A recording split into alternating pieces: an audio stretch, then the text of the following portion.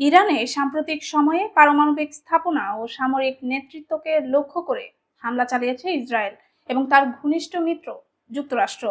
ইসরায়েলের প্রধানমন্ত্রী Benjamin Netanyahu ইরানি জনগণকে সরকারের বিরুদ্ধে দাঁড়ানোর আহ্বান জানিয়েছেন।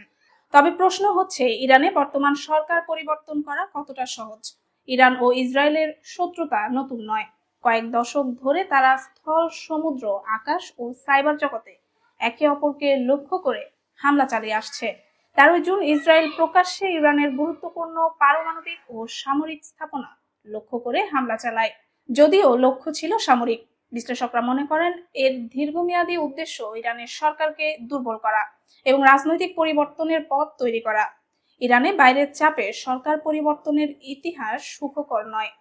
1953 সালে মার্কিন ও ব্রিটিশ গোয়েন্দা সংস্থার সহযোগিতায় প্রধানমন্ত্রী মোসাদ্দেককে ক্ষমতাচ্যুত করা হয়েছিল, কিন্তু পরবর্তীতে ইরান চরমভাবে পশ্চিমা শক্তির প্রতিরোধী হয়ে ওঠে।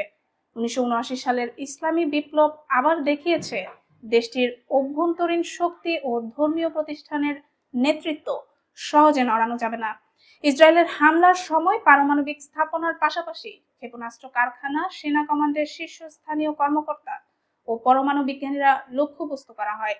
বিশ্লেষকরা মনে করছেন এর মাধ্যমে ইসরায়েল ইরানের সামরিক ও রাজনৈতিক নেতৃত্ব নিয়ে দেশের ভেতরে ও আঞ্চলিক মিত্রদের আস্থা নষ্ট করতে চেয়েছে, যেন বর্তমান সরকার অস্থিতিশীল হয়। ইরানিদের মধ্যে সরকার বিরোধী প্রতিক্রিয়া পুরনো, বিশেষ করে যুব সমাজ ও শহুরে বণিক শ্রেণীর মধ্যে অসন্তোষ লক্ষ্য করা যায়।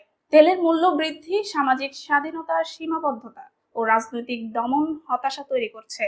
তবে নিরাপত্তা বাহিনী, গোয়েন্দা সংস্থা ও ধর্মীয় প্রতিষ্ঠান সরকারকে সরাসরি উৎখাত থেকে বিরত রাখে। ইরানে বাইরের চাপ ও হামলায় সরকারের পরিবর্তন প্রায় অসম্ভব, বিশেষ করে শক্তিশালী ধর্মীয় ও সামরিক প্রতিষ্ঠানের উপস্থিতি এবং জনগণের আংশিক সমর্থন বিবেচনা করলে। ইরান ইসরায়েল সংঘাত শুধু দেশটিতে সীমাবদ্ধ নয়, মধ্যপ্রাচ্যের শক্তির ভারসাম্য প্রভাবিত হয়।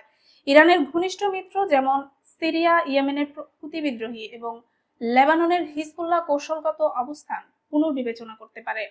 সংঘাত তেল বাজার ও অঞ্চলের নিরাপত্তার উপরও প্রভাব ফেলতে পারে। বিশ্লেষকরা মনে করছেন শাসন পরিবর্তন বিদেশি আগ্রাসন বা সামরিক চাপের মাধ্যমে তৎক্ষণাৎ সম্ভব নয়।